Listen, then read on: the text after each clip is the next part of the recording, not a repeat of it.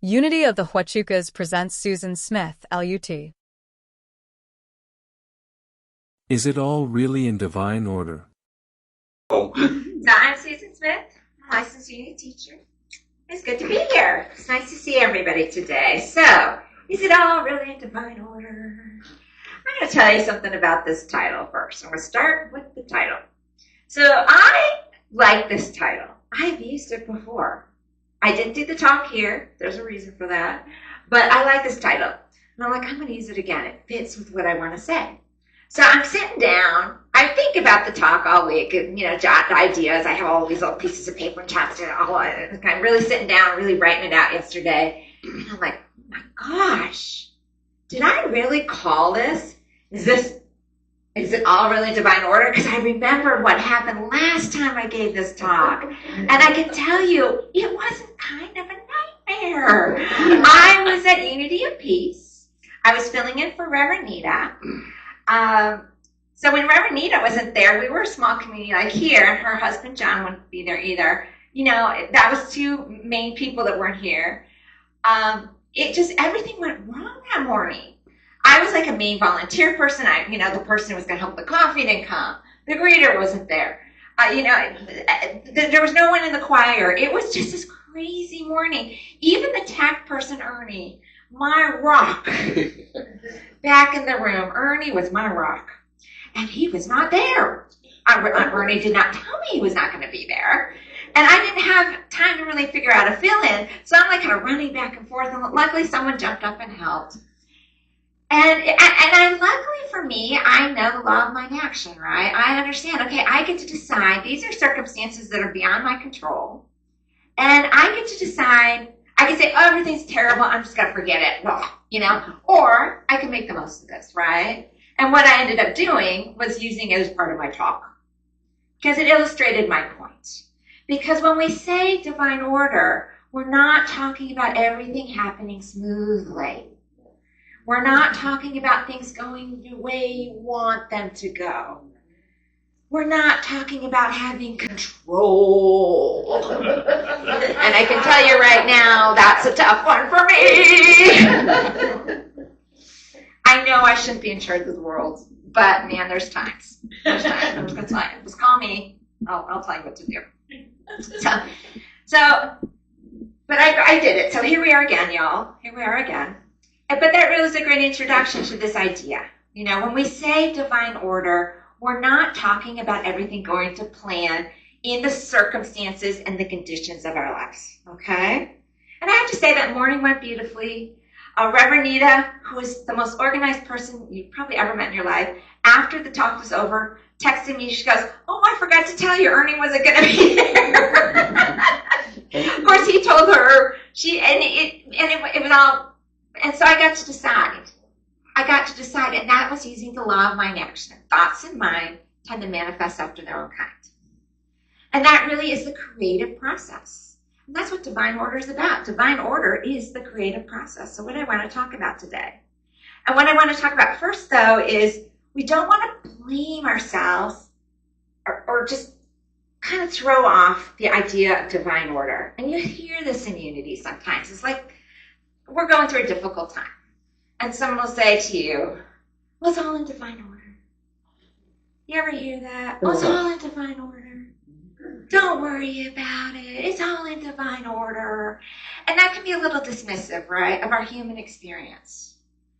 And it's okay to have we're here to be human. We're here to have a fully human experience.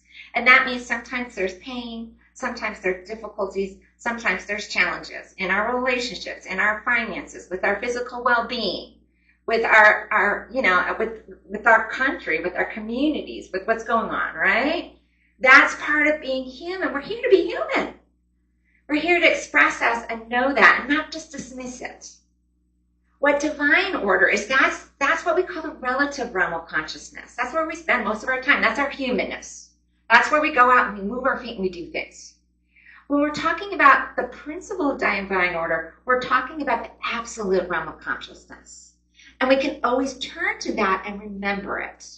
That's what we can do. We can remember, yes, just like it said in that daily word, which I absolutely loved. Oh, it was so perfect. Things really are working orderly today. I'm going to tell you, I was a little scared, but so don't worry. Take a deep breath. It's okay. I'm feeling good today. I don't want to scare you. It's all right. All's well. But the daily word, it said that order is a spiritual truth always present. That's what we can remember. Order is a spiritual truth always present. And that's not a flippant, it's all in divine order. That's a knowingness. That's a knowingness. And it's actually something we can practice and do. And we really do that through our practice of affirmative prayer. Affirmative prayer is and I'm really using this as a reference book today for affirmative prayer. This is the book, Discover Your Divinity. It's by Reverend Linda Martella-Whitsitt and Reverend Deanne Ware-Morency. They've updated the 5-step unity prayer practice, okay? Just with some updated language. And the three middle steps are basically the creative process, which is what we call divine order. Mind, idea, expression. What they call it, however, and I'm going to use this more, mind is God is, idea is I am, and expression is therefore I realize, I can, I have, I know. That's where we take it out to the physical realm, right? We remember it in the realm. So we're switching our consciousness. We've got relative things that are happening here in the material and our humanness, which is great. We love it. That's what we're here to do. But sometimes we need a little break from that stuff, right? And we need to kind of fuel up. Okay, let's pivot our consciousness to the absolute realm. And that's what we're doing with affirmative prayer. We can do it anytime. Our thoughts are prayer. God is love. I am love. I know how to be loving right now. You just did it, right? You just did it right there. But you can take longer, shorter, whatever. And you can go in, jump in and out of these. But that's divine order. That's what we're talking about. So I really like the way the references here in this book. And we just want to make sure that we're not using it as a bypass, but as a road to deeper spiritual understanding and awareness and empowerment and creativity. There's a great quote from Oprah Winfrey, which I think really speaks to this. And she says, I trust in the ebb and the flow of the universe. I trust that life's bigger than what I can see. I trust that there is divine order beyond my control. And I trust that no matter what happens, I will be all right. I trust in the ebb and the flow of the universe. God is. That's what she's saying. Underneath all, there's this divine order. There's this plan, this principle. I trust that life's bigger than what I can see. That's the same thing. I can't see everything. I can close my eyes to see sometimes. But when I see with the physical eye, it's not all representing. This really makes me think the 12 powers, love those. And Reverend Linda suggests like choosing a symbol for each of the powers. My power, my symbol for order is the butterfly. Because you've got the caterpillar going into the chrysalis stage and then going to the adult. And I just think there's just a beautiful flow to that, which reminds me of the creative process. And I was researching a little bit about the metamorphosis process. And what I found so fascinating was the caterpillar actually has something called an imaginal disc that allows it, once it becomes into a chrysalis, that has like all of the coding for it to become a butterfly. And there's little teeny tiny wings. They dissected them and they find these little teeny tiny wings. So this is what I think, when we're feeling like if we're feeling in that little wormy human state, or whatever's going on, that divine order is always present. And I just love that. I love that idea. That's always present, and we can remember that even in the midst when things aren't going the way we want, and certainly when I don't have control over things, even though I don't like that sometimes. So that's what it spoke to me. So affirmative prayer is a tool we can use to, utilize and affirm the law of mind action and to call forth divine order, which is mind, idea, expression. So this morning, I really want to go over those 3 steps. What is mind? What do we mean by mind? Which is God is. It's an easier way to remember it, I think. What is expression? I am. And then finally, mind, idea is I am. And then what is expression? And expression is therefore. Therefore I got it. That's kind of my shorthand of it. Therefore I got this. I got it. I can do something about this. I got the power. Okay, so what are we talking about in mind? We talk about this all the time. It's the first principle, right? There's one power, one presence. It's the three omnis, we like to call it. There's omnipresence, omnipowerful, and omniscience, right? All power, all knowing, all presence. It's everything. It's everything. So one of the ways to bring it to help us understand when we're doing an affirmative prayer is God is love. So we can say God is love and then kind of focus on that one. But whatever it is, God is wisdom. Any of those 12 powers are really good ones to kind of look into. But you could also, God is presence. Whatever it is, God is creativity. And then you can say, I am that. So whatever that is. And the most important thing I think to remember when we're talking about God is, the first of this 3-step of divine order, is to know it's neutral. It's neutral. Does any of us ask for gravity? Do these chairs have to ask? Do the trees? Do you have to say, oh, please give me gravity today? I need some gravity. Life would be terrible without gravity. We'd all be floating. We could not exist without gravity. And we don't have to ask for it. It's always present. We just don't have to think about it.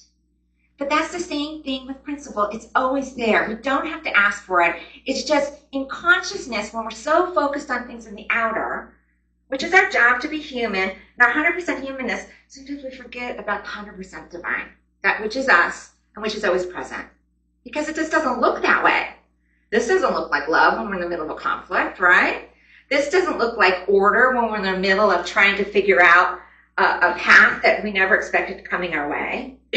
So that's it, but it's always present. And it's neutral. It's completely neutral. The example they used in the book, which I thought was pretty good, was, think about electricity. We can use electricity and we can use it to turn on a light. We can also use electricity to electrocute someone. It's somewhat similar, but we don't have to do anything to access it. It's all there. It's all present. One of the ways I really like to remember this is a reading by Emmett Fox. And Emmett Fox was a very successful New Thought minister back in the 30s.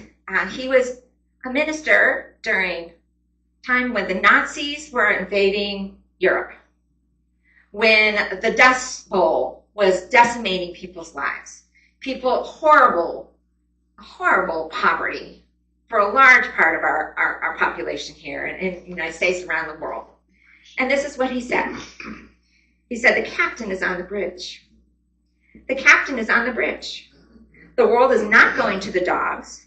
The human race is not doomed. Civilization is not going to crash. The captain is on the bridge.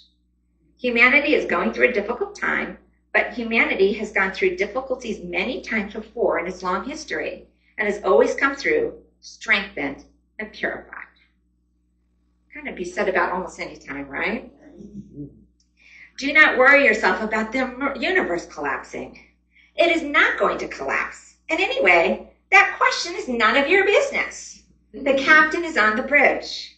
If the survival of humanity depended upon you or me, it would be a poor lookout for the great enterprise, would it not? Like I said, my need for control, I agree with this one. So it would be a poor enterprise. And he says, the captain is on the bridge. God is still in business.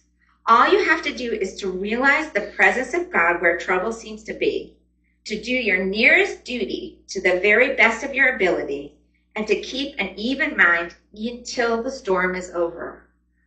Remember, the captain is on the bridge. God is. The captain is on the bridge. But what does he say next? Do your nearest duty to the very best of your ability. And that's where number 2 comes in. Because then we have to remember our power. So God is, I am. That's the next part. The idea is the I am. That's the creative medium, the I am consciousness. That's knowing our divine, we claim our divine identity. Not just knowing, we claim it. It's always there. We don't have to find it. It's not lost. We just have to claim it and remember it. Don't beat yourself if you've forgotten this. We don't live in a society that reminds us or tells us about this. That's why we come together. That's why we nurture ourselves in this way. Encourage yourself to nurture yourself. I've really taken to listen to New Thought music as much, a few hours every day. Because it just reminds me. Do my reading. Do whatever that is. Reach out to prayer. Whatever that looks like for you. Nurture yourself. Because you're not getting nurtured this way in our culture generally. So we claim our divine identity, our capacity to recognize and embody divine mind in particular ways. We're going to embody it. God is love. I am love. We're claiming that. And we're knowing it in an affirmative prayer. And even if there's a part of your mind that's doubting it or questioning it, if you're allowing yourself that time, that sacred time, even if you know it for a really teeny tiny millisecond beyond time, first of all, time and space is a human construct. You know it entirely. That's incredibly powerful. So know that. And according to the Revealing Word, the I am is the metaphysical name of the spiritual self, as distinguished from the human self. So again, we've got the relative consciousness. We love it. The human self is the one that says, hey, I also can remember my relative, my absolute self. I can remember I am. I can remember God is. I can remember I am. And I'm well on the way to practicing divine order right here and now. No one is present. So just an example of this was a long time ago, and like the neutrality of these principles. I was working at Sears Call Center. Oh, God, now. And I was doing these emails, and I was absolutely horrific at this job. I'm just going to tell you, I was not good at it. I could never read the quotas. I was in trouble. I'm a person who likes to do well. Like that example I gave earlier is like when things weren't going well, it's hard for me. I'm kind of a recovering perfectionist. And it's a good thing to recover from, it really is, because there's no such thing as perfection in the human realm. But I like to, so I was really, and I was just complaining, just like everybody else, like, well, they're just all doing well because they don't care about their customers. And they're going fast. And they're not being nice to me, and they're not giving me a chance. And I just had such a sob story. And I was just pitiful. And I was taking this class about the creative process, and we learned about these powers, and we learned about love. And love is the harmonizing power. Love is what we harmonize with. Our thoughts. What are we thinking? What are we talking about? What you're talking about, what your life looks like, is really reflecting your thoughts. I'm not saying the conditions and the circumstances. They might be what they were. But how are you seeing that? How are you framing that? I'm scared. That's a human reaction. Don't blame yourself for that. Then what do we do about that? Oh, I can turn to someone who remembers my faith for me. Okay? So I don't want you ever to blame yourself for any kind of human stuff. But this was just an ongoing, I was harmonizing with this drama. I had created quite the drama over this job. And I realized that I was loving the drama. So I was actually using that creative process. My I am actually was using it to harmonize with just not nice things. And I started shifting it. So God is love. I am love. Therefore, I realize I can let go of that story. I can just let go of this identity of this being my job, that I had to be good at this. Why did it matter? I had a backup. I was not going to be in any danger if I lost this job. I was fine. Let go of the story. It's not that important. It wasn't my identity. I can see the others I work with and appreciate their goodness. I can appreciate that one of my coworkers took another coworker and their child to school and did all of these drives. And so she was like, who cares? What a kind and compassionate human being. I can do that. And I have the capacity to do better and just not beat myself up anymore. And it really shifted it. Now, I'm going to tell you, sometimes things manifest and sometimes they don't. I ended up on a work, written up thing, because I still didn't get good enough. But it didn't matter. It didn't matter. It wasn't about that. It was a matter about me stepping into it. So it's God is. I knew that the principle was always present. I knew that I was that principle. And then we shifted to that third prayer. Expression. Expression. Therefore, I can. I know I have. Those are powerful words that we can touch back to any time we put our hands and feet into things, because that's what this is about. Then we put our hands and feet to it. We affirm it in prayer, but we put our hands and feet to it in the human realm, right? We realize it. Excuse me. And a wet whistle. Okay.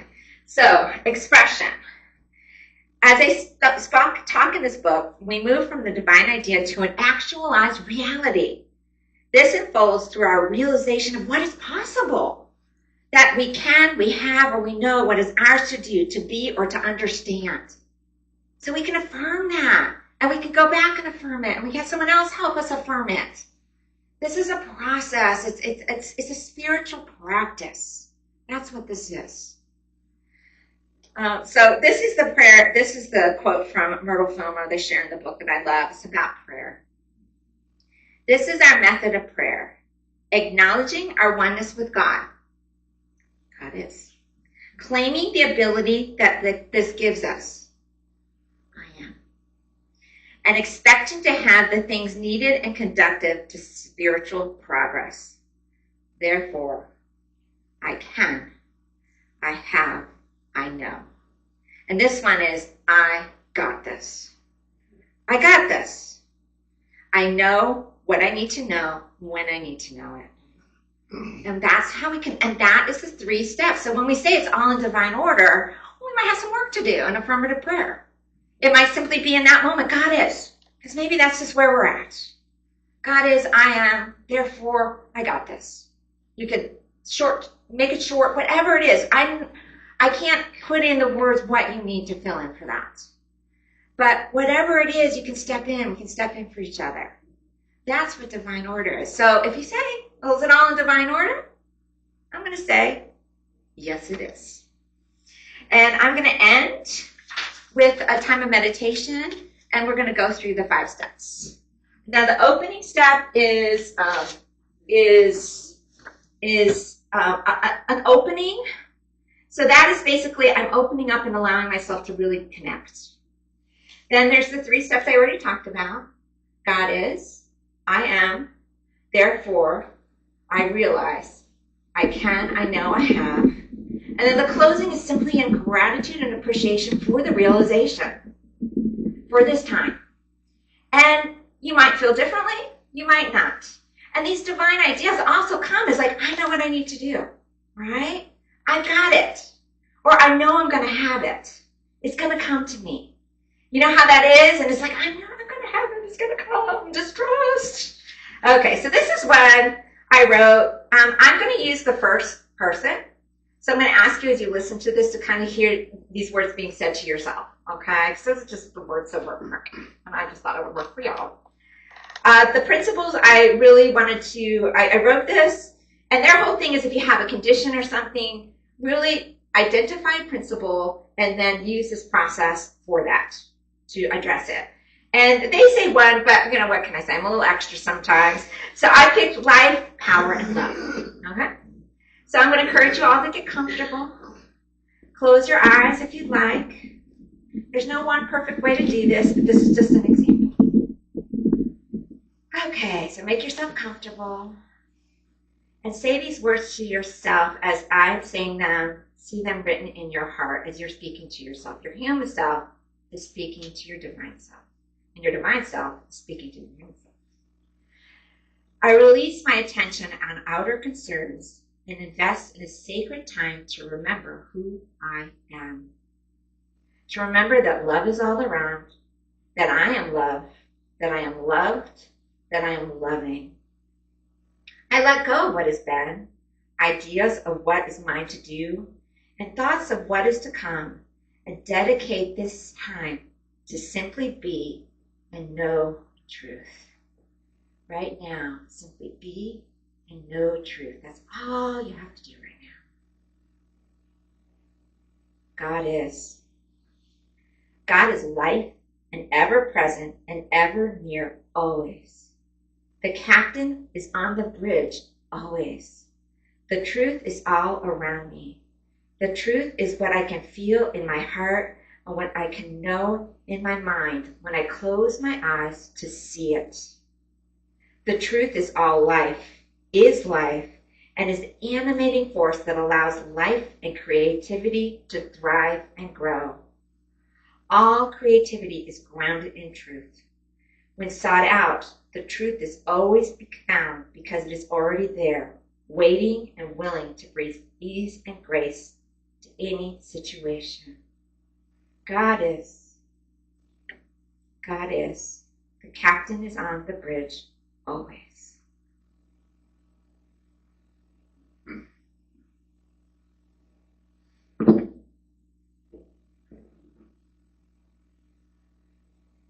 I am an agent of truth. I am a creative being full of life, energy, and power. I am life and power itself.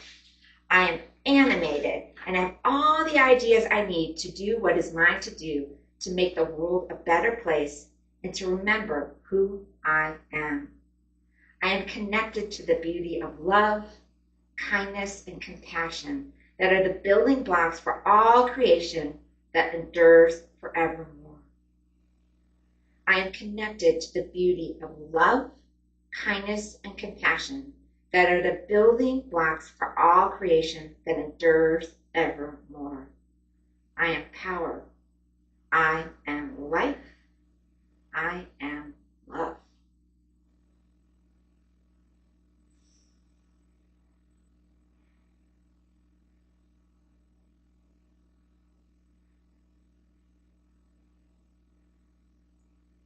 Therefore, I realize I can claim my all-access pass to the divine ideas that are mine to use to create and celebrate this day.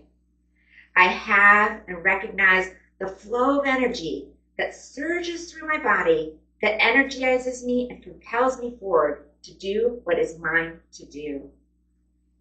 I know how to exercise my executive power to create a beautiful day full of connection, creativity, and joy. I know how to exercise my executive power to create a beautiful day full of connection, creativity, and joy. I am beauty, creativity, and joy.